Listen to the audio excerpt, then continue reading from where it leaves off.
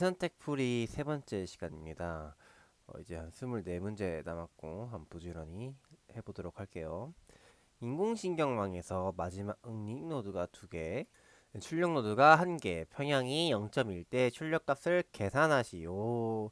그리고 응립 노드의 값은 각각 0.2 그리고 0.1이고 가중치는 0.4 0.5이다. 그리고 평양은 0.2라고 했죠.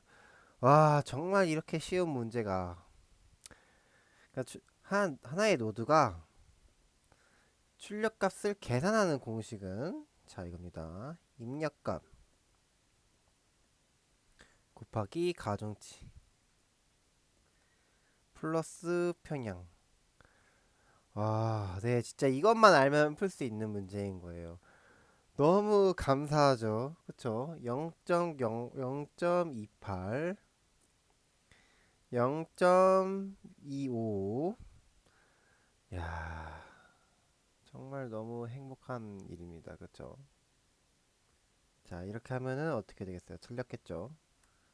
평양은 마지막에 한 번만 더 해주는 겁니다.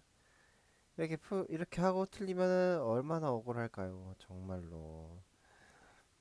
0.08 더하기 0.2 이렇게 해주면은 더 해야죠. 정신이 없습니다. 0.33 정답은 0.33입니다. 첫 번째 문제는 이렇게 패스. 이 문제도 이 용어를 몰라서 틀리는 것 같아요. 그러니까 상대 위험도라고 하는데 그러면은 다음 중 신기술 적용 공정과 기존 공정 간의 상대 위험도라고 했어요. 이 말이 무슨 말이냐? 무조건 일단 기존에 하던 게 그게 기준입니다. 즉 분모입니다. 기존 공정에서의 불량 그리고 신기술 신기술에서의 불량을 알아보자 하는 게 상대 위험이라는 거죠. 그러면은 이제 승산비라고 했는데 승산은 뭐냐? 일어나지 않을 확률 대 일어날 확률을 한 게 승산이고요. 승산비를 구하라고 했죠.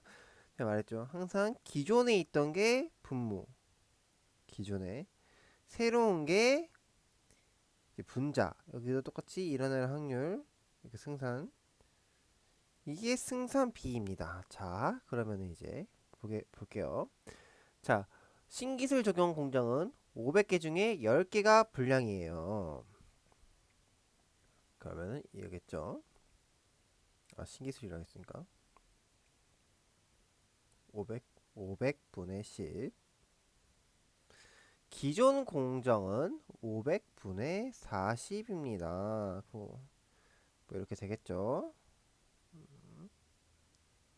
그러면은 200분의 50 5일노 5 4 시간 4분의 1 그러면은 0.25가 되겠네요. RP는 0.25 relative risk죠. 상대 위험도. 그러면은 이제 승산비를 구해볼까요?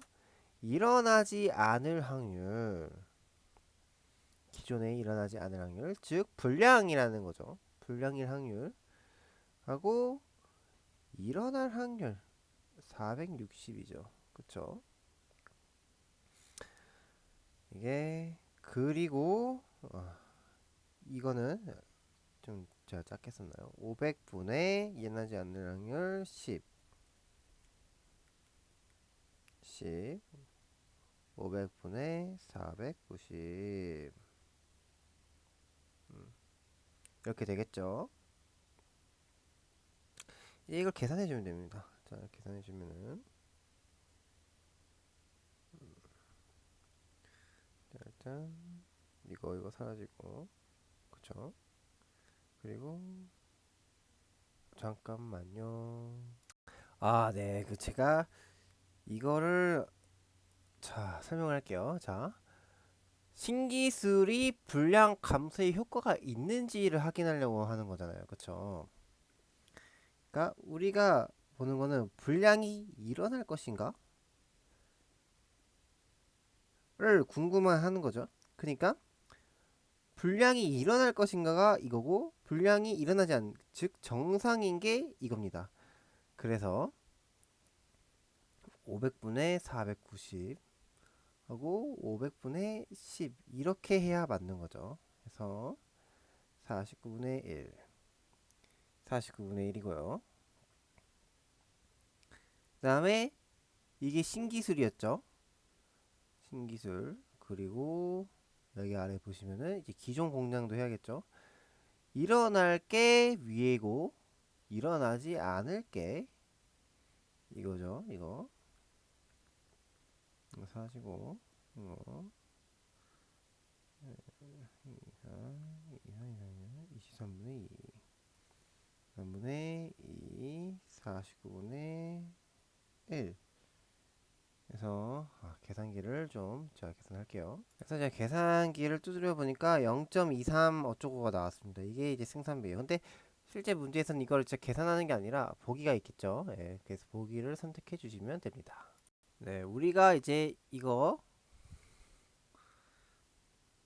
자, 이거 기존 공장 신기술 불량 이거 한 이유도 우리가 불량 감소의 효과 있는지 확인하고자 했으니까 즉 우리가 찾는 게 불량이 되는지가 궁금한 거니까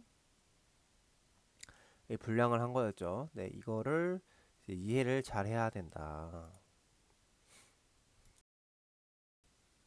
일단 베이즈 룰에 대해서 설명을 해야 될 것 같아요. 베이즈 룰은 B가 일어났을 때 A가 일어날 확률을 구하는 거고,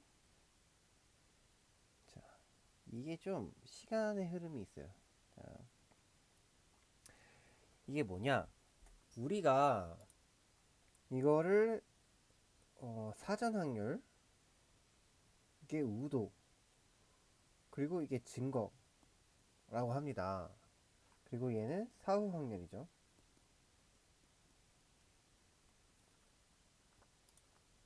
예시를 들면 설명할게요. 사전 확률, 자, 경찰이에요. 제가 경찰입니다. 자, 제가 100명이 사는 동네에서 살인사건을 조사하고 있어요.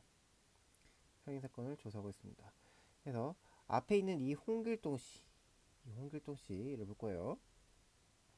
저렇게 생각을 해요. 이 홍길동 씨가 범인인 확률은 100분의 1이다. 이게 저의 초기 믿음입니다.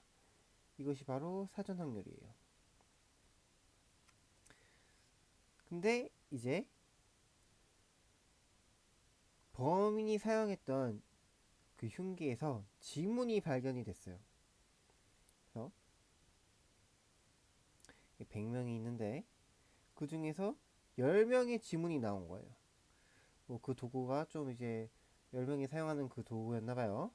그래서 이제 그리고 이제 지문을 이제 감식을 했습니다. 그러니까 이제 제가 생각을 한 거죠. 이 사람이 범인이라면은 범인인 사람이 이 지문 이 도구에 지문이 남았을 확률. 그러니까 범인이 진짜 사용했다고 제가 가정을 하고 그 범인이 지문이 남을 확률. 그러니까 지문이 나왔는데 그 지문이 그 지문에 범인이 있을 확률이 아니라 범인이 있다고 먼저 가정을 한 거예요. 그 범인이 먼저 사용을 했다고 가정을 한 거예요, 제가. 그래서 이 범인이 이거를 사용했을 확률이 뭐함?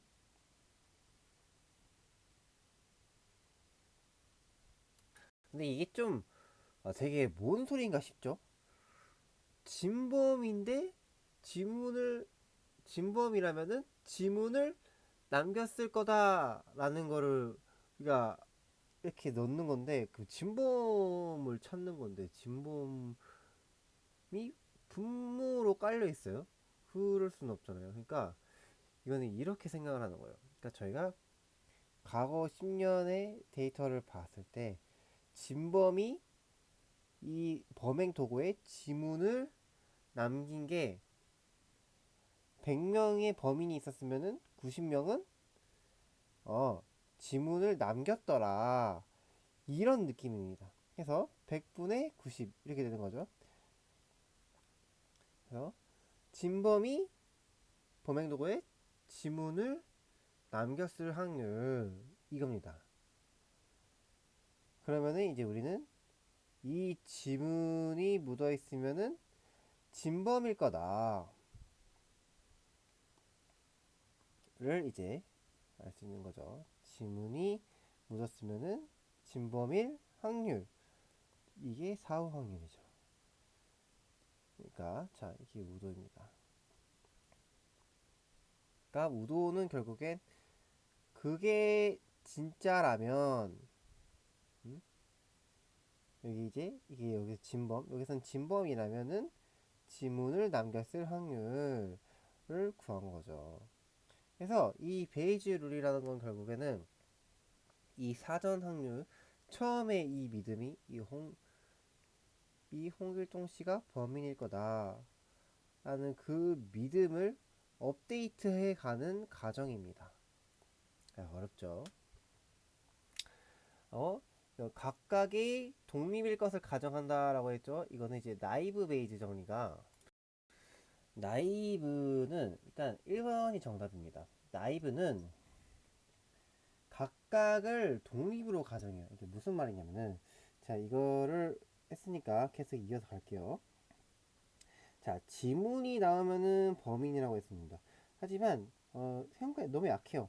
그때 그 장소에 있었는지 아니면은 뭐 원한 관계가 있었는지 이런 것도 다 봐야겠죠. 그렇죠? 그래서 음,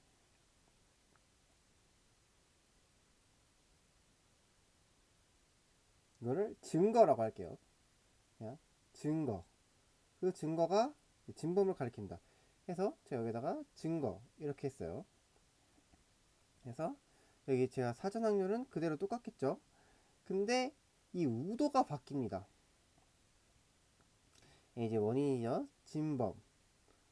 진범일 확률. 진범이 뭐뭐 할 이 근거를 여기다 넣겠죠. 근데 그 증거가 뭐예요? 원한. 원한이 있고 이제 이거는 크게 증거라고 말하지만 원한 뭐 알리바이 그다음에 지문 이렇게 있겠죠. 이것도 제가 이걸 증거라고 했지만 사실은 원한 알리바이 잘 보인다. 원한 알리바이 지문 이것도 원한 알리바이 지문 이렇게 있겠죠. 그러면 이거를 어떻게 계산할까요? 이게 사실은 다 이게 현실 세계에서 영향을 서로 이렇게 주잖아요. 그쵸? 근데 우리는 그렇게 하지 않을 겁니다. 이걸 어떻게 할 거냐면요. 원한 알리바이 지문을 어떻게 할 거냐면은 그냥 원한 범인 원한 알리바이 아 알리바이 범인 지문 범인 이게 이거랑 같다. 왜? 서로 독립되니까 이렇게 가정하고 시작하는 거예요. 그래서 그러면은 계산하기가 훨씬 쉬워지죠. 그래서 이게 바로 나이브 베이지 정리입니다. 현실의 복잡함을 단순화해서 계산하겠다. 그래서 각각의 독립인 것을 가정한다. 베이지 룰을 사용해서 종속 변수의 확률을 계산한다. 종속 변수가 뭔지는 우리가 잘 알죠. x잖아요, x. 자, fx에서 x 이게 종속 변수면은 이 그러니까 이게 독립 변수죠. 이게 독립 변수. 죄송합니다. 이 독립 변수를 통해서 나오는 게 얘가 종속 변수죠. 즉 베이지를 사용해서 종속 변수의 확률을 계산한다. 뭐 당연한 거죠. 이거 뭐 우리가 이렇게 씩 쓰면은 이게 종속 변수잖아요. 네, 독립 변수를 사용해서 이렇게 종속 변수를 내뿜었다.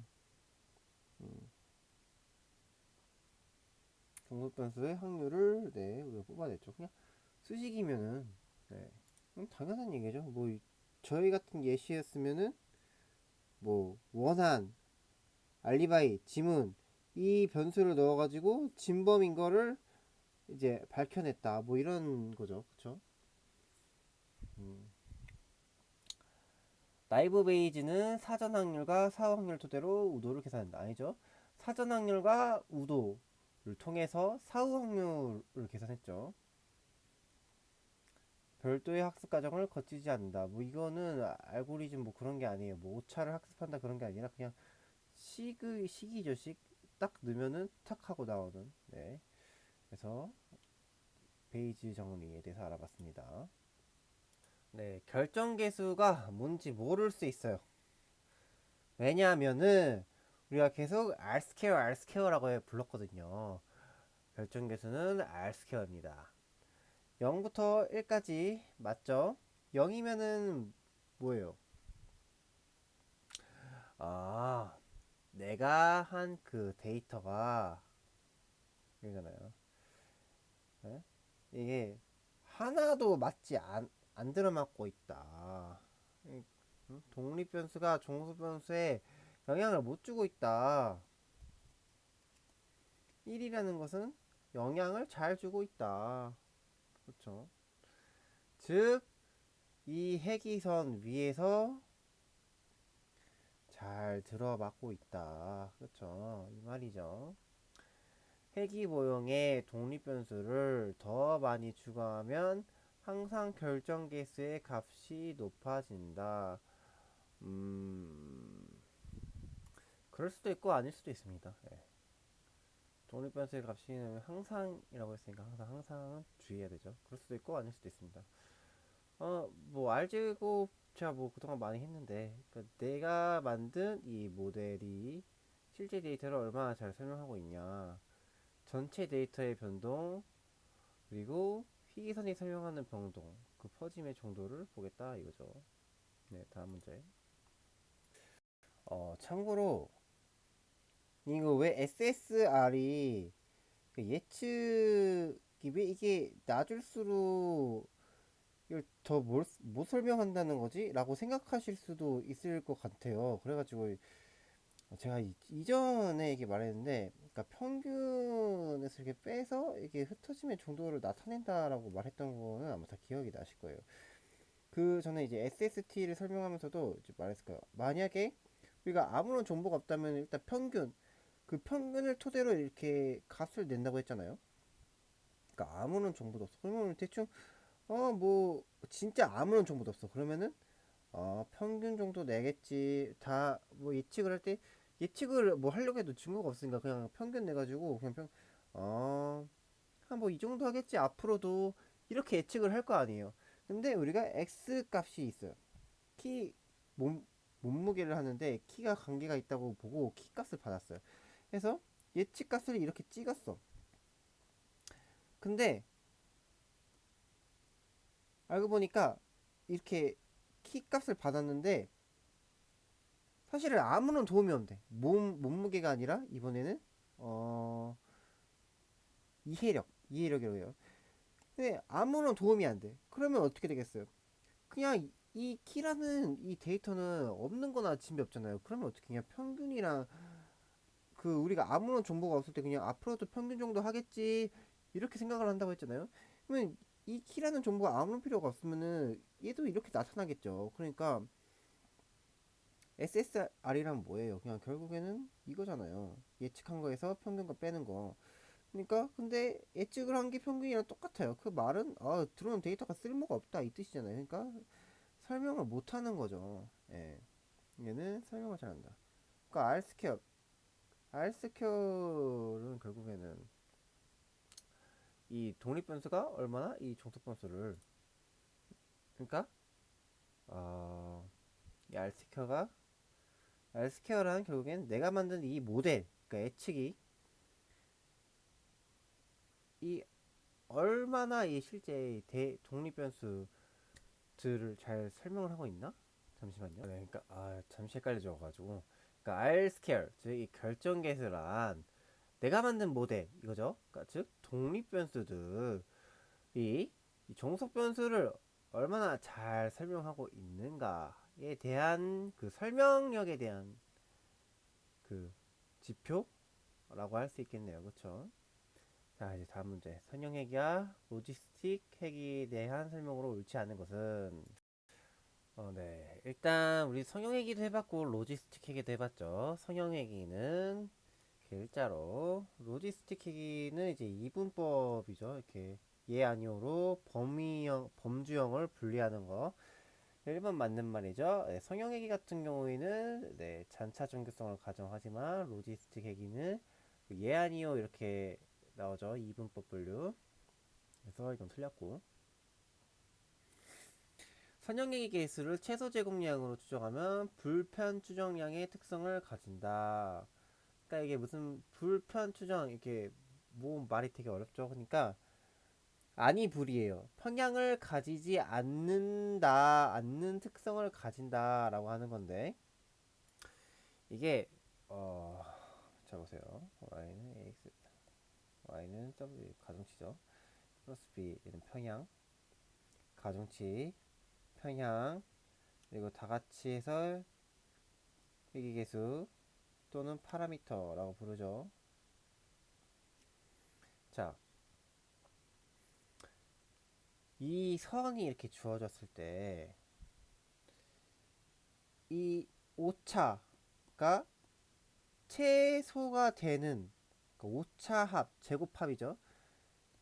우리는 이제 그 제곱을 막 해서 구하잖아요. 왜냐면은 이게 데이터가 엄청 커졌을 때 이 오차들을 다 더하면 0이 될 수 있어요. 그러니까 이거를 다 제곱을 해서 더하는데 이 제곱들의 합이 최소가 되는 선을 그리자가 LS입니다. 그래서 이렇게 선을 이렇게 딱 그리면은 불편 추정량, 즉 이 평양이 최대한 이 편향이 어, 최대한 저거지는 이제 깔끔한 선을 그린다 라는 그러한 가설이 있다고 합니다. 예, 뭐 그렇다고 해요. 예. 하고 선형 로지스트 해깅 모두 MLE로 개수 추정이 가능하다. 자 이렇게 돼 있죠. 자, 그러니까 개수 측정이 뭐냐? 자 이렇게 말했죠. WB 이거를 측정을 하는 거예요. 근데 MLE는 뭐냐? MLE는 그러니까 최대가 되는 우도를 찾는 거예요. 우도. 우리가 방금 그 한 그 우도 맞아요. 이거. 뭐 범인일 때 뭐 증거 어릴 확률 이거. 얘가 원인 결과. 이거를 찾는 거예요. 그래서 이게 우도를 추정할 때 어떻게 하는지는 잘 모르겠는데 이 뭐 A, B를 뭐 어떻게 조절해가지고 이것도 한다고요. 근데 이거는 선형도 되고 로지스트 회기도 모두 이게 가능하다고 합니다. 식은 보지 않을게요. 근데 LSE 같은 경우는 로지스틱 회기에서 사용하기 힘들다. 자, 여기까지 하고 넘어가겠습니다. 자, 이거는 이제 우리가 아까 이전에 했었나요? 아노바라고 이제 그 아노바 테이블이라고 분산 분석 표현이다. 뭔 말이냐면은 이제 학생 제 예시에 대해서 설명을 할게요. 12명의 학생에 대해서 성적표를 성적에 대해서 우리가 이제 추론을 하는 거예요. 근데 이게 시간당 성적이라고 할게요. 근데 어떤 학생은 2시간 공부했는데도 2시간 공부했는데도 80점을 맞을 수도 있어. 근데 어떤 사람은 2시간에 80점. 어떤 사람은 근데 뭐 한 10시간 공부했는데도 한 50점밖에 못 맞을 수도 있어. 이럴 수 있잖아요. 이런 상황에 두고 우리가 이제 그거에 대해서 분석을 한 거예요. 어, 이러한 상황에서 그러니까 맞췄어요. 맞췄는데 누구의 영향이 큰가? 예측을 잘한 건가? 아니면은 그냥 에러가 났는데 그냥 운이 좋았던 건가? 그냥 어째서 찍었는데 맞춘 건가? 약간 이런 거를 우리가 이제 구별을 하고 싶다 이거예요. 그래서 자,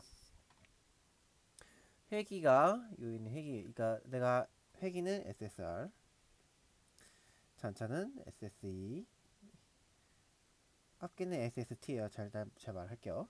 자, 이거 제곱합은 이거죠. 회기는 이거예요. 그쵸? 회기. 그리고 잔차는 이거예요. 우리 다 했잖아요. 이거 했잖아요. 뭐 예측한 거에서 이거 빼고 이거잖아요. 이거. 그러니까 제곱합이잖아요. 이게 다. 제곱하면은 뭐가 나요? SST가 나오죠. 즉, 이 친구랑 더하면 됩니다. 자, 그래서 값은 써놨습니다. 21.447이 나와요. 자, 자유도란 뭐냐? 이것도 제가 예시를 들어서 설명할게요. 과일이 있습니다. 딸기, 수박, 멜론이 있어요. 그리고 학생도 3명이 있어요. 자, 그러면은 이 전체 데이터가 3개가 있어요. 전체 과일 3개가 있어요. 그러면 이 학생은 이걸 선택할 수가 있죠. 그럼 자유도가 있어요. 이제 학생 B가 있어요. 이 친구가 딸기를 먹었으면 수박이나 멜론 중에 선택할 수 있겠죠. 자유도가 있어요. 근데 C는 어떻게 해요? B가 수박을 먹었어요. B가? 그러면은 멜론밖에 못 먹죠. 그럼 자유도가 없는 거예요. 그래서 자유도는, 자 보세요. 이 친구는, 학생 A는 이 세 개 중에, 이 세 개 중에 두 개가 아니라 자유도가 있는데 전체 데이터에서 하나 뺀 이 자유도가 2만큼 있는 거고, 자유도가 1만큼 있는 거고, 이 C는 자유도가 없다 이렇게 말을 합니다. 그래서 전체 데이터에서 전체에서 빼기 1을 하면 된다. 그게 처음 이 자유도다. 그래서 여기가 합계가 11이 있죠. 그러니까 12개의 데이터가 있는데 거기서 하나 빼고 이렇게 시작한 겁니다. 그래서 이 회기가 자유도가 2만큼 가져간 거죠. 그러면은 여기는 잔차는 9만큼 있어야 돼요. 왜냐면은 12가 있었는데 하나 빼고 11, 거기서 2를 빼니까 9. 그러니까 그냥 뭐 이렇게 생각하면 돼요. 12 빼기 1에서 9가 나왔다. 이렇게 생각하면 됩니다. 그래서 9. 전체 데이터는 몇 개냐고 하면은 12가 이렇게 나와야겠죠.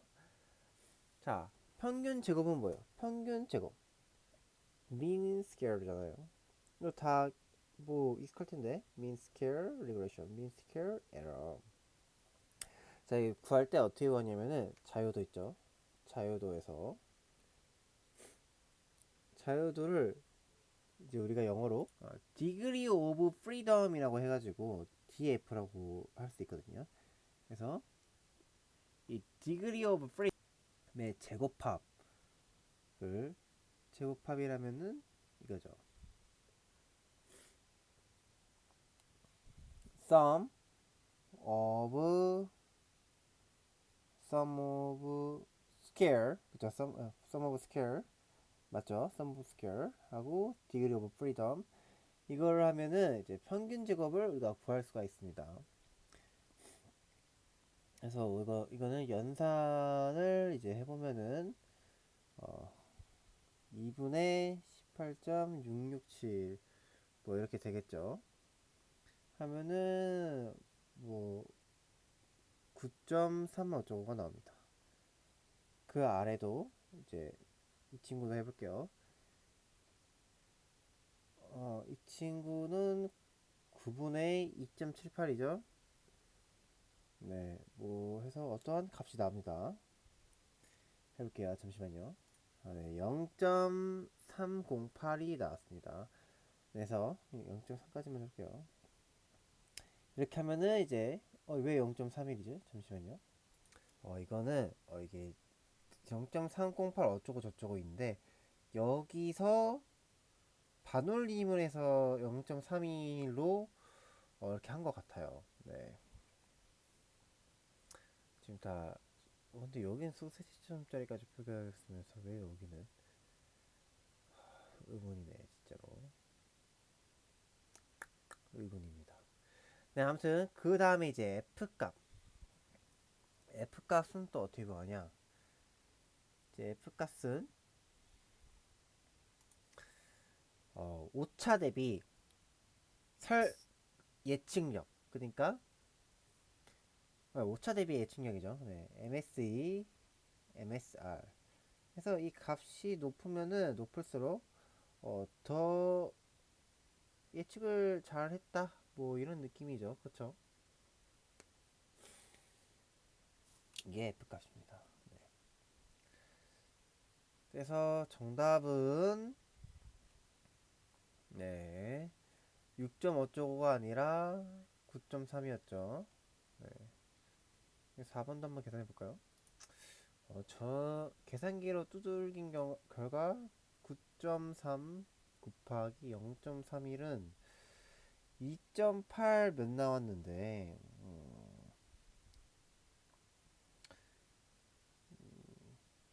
9.33을 잠시만요. 참 모르겠네요. 모르겠어요. 네, 4번도 계산 결과가 참 모르겠습니다. 어쨌든 3번은 확 벗어났고 4번도 이러한 값이 안 나왔는데 참 모르겠습니다. 네. 네, 이제 하드웨어에 대해서 공부해야 할 때가 온 거죠. 네, 좀 일단 네임 노드가 어, 지휘관이라고 생각을 하면 돼요. 자, 우리가 f라는 파일을 이렇게 넣었어요. 그러면은 이 f라는 파일이 어디 있는지 이렇게 메타데이터에다가 이렇게 넣어요. 뭐 f 말고도 뭐 다른 것들 뭐 또 넣으려면은 여기에다 정보를 넣어주는 거예요. 메타데이터에. 그리고 자, 이 블록업스는 뭐냐?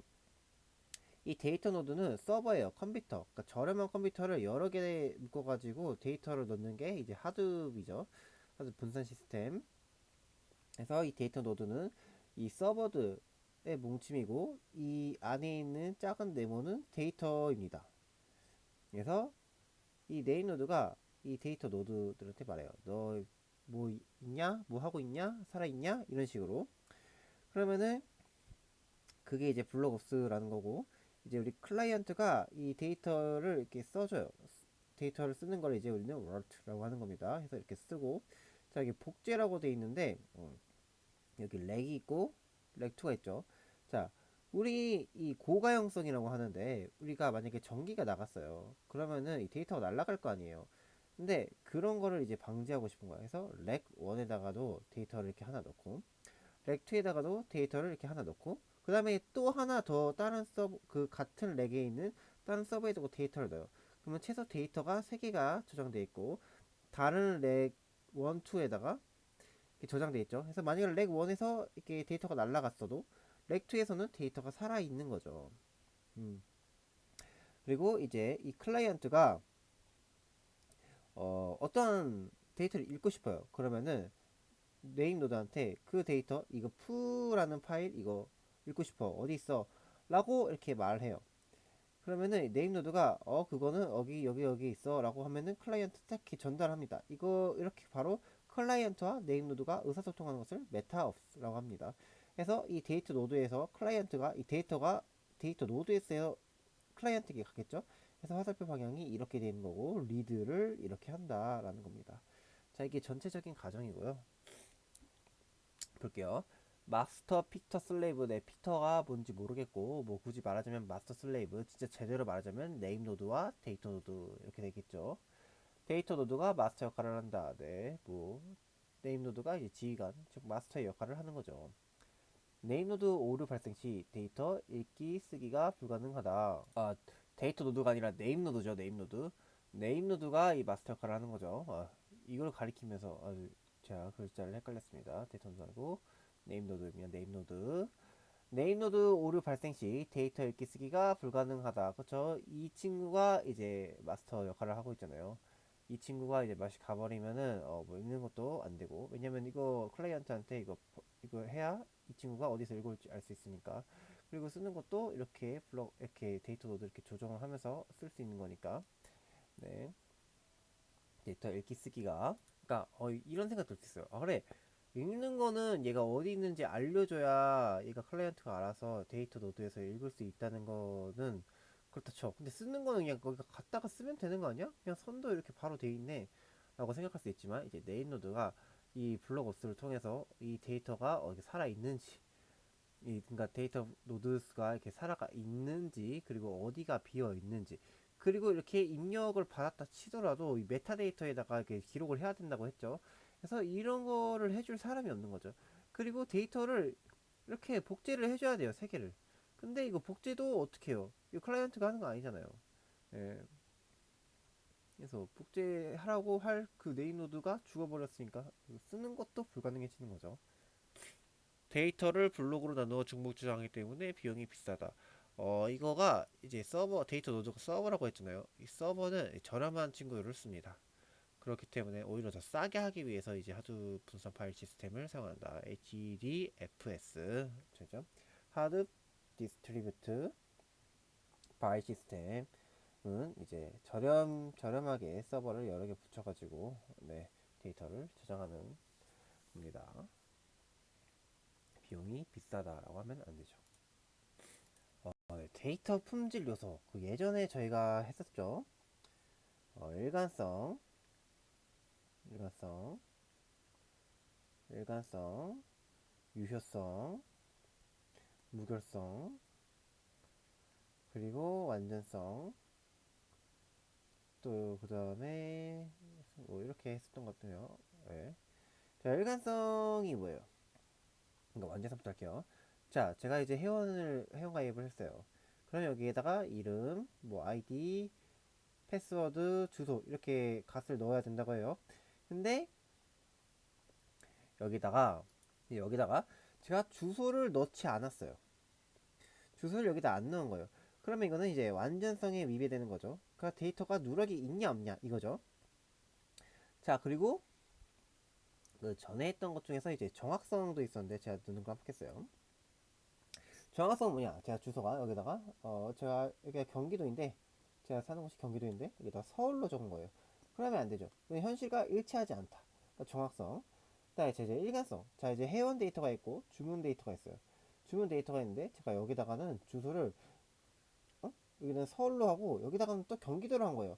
그러면은 이거 서로가 맞지 않죠. 이것도 일관성이 위배된다 하는 거고. 자, 예를 들어서 또 이제 주문을 제가 했어요. 근데 제가 주문 날짜가 5월 1일이에요. 근데 배송 받은 날짜는 4월 30일이에요. 4월 15일이에요. 주문한 것보다 배송이 더 빨리 왔어요. 제 마음을 읽고 배송을 한 건가요? 이러면 안 되죠. 이것이 바로 유효성, 논리적인 그게 맞는지 하고, 이제 무결성은 뭐냐? 제가 이제 이거를 주문을 한 10개, 100개를 했어요. 약간 좀 제가 기업을 운영해가지고 이거 이 제품이 100개 필요해. 행사 때 써야 돼. 근데 이게 이 회사, 제가 이제 뭐 물병 회사라고 할게요. 이 물병 회사로 넘어가는 과정에서 데이터가 어떻게 깨지거나 아니면 누가 조작을 한 거예요. 그래서 손상이 가해진 거죠. 손상이 강해지거나 변형이 된 겁니다. 그래서 10개만 들어오는 걸로 봤어. 그래서 10개구나 하고 이제 저한테 10개를 보내는 거죠. 이러면은 안 돼요. 그쵸? 이게 바로 이제 무결성이 위반됐다 하는 거예요. 그러니까 손상이나 조작이 됐다. 그래서 우리는 일관성, 유효성, 무결성, 완전성, 정확성에 대해서는 이제 알고 있죠. 완전성, 정확성. 네. 누락 여부를 검증하는 것이 뭘까요? 하면은 이제 완전성이죠. 음, 이렇게 주소를 써야 되는데 쓰지 않았다. 그렇죠? 정확성은 이제 현실과 다르게 쓴 거. 자, 그러면 이제 정합성과 적시성이 나요. 이 정합성은 여기 우리 일관성과 유효성을 합친 겁니다. 이 데이터가 서로 다르지 않는지, 그리고 이게 진짜 논리적으로 맞는지를 다 합친 게 정합성이에요. 그리고 적시성은 뭐냐? 그게 최신 데이터냐라고 물어보는 거예요. 그러니까 10년 전 데이터를 어, 오늘 쓰기에는 시대가 많이 변했는데 데이터가 그 쓰는 게 맞겠냐라는 그런 느낌이죠. 하고, 자, 여기까지 하고 좀 더 쉬었다가 다시 하도록 하겠습니다. 감사합니다.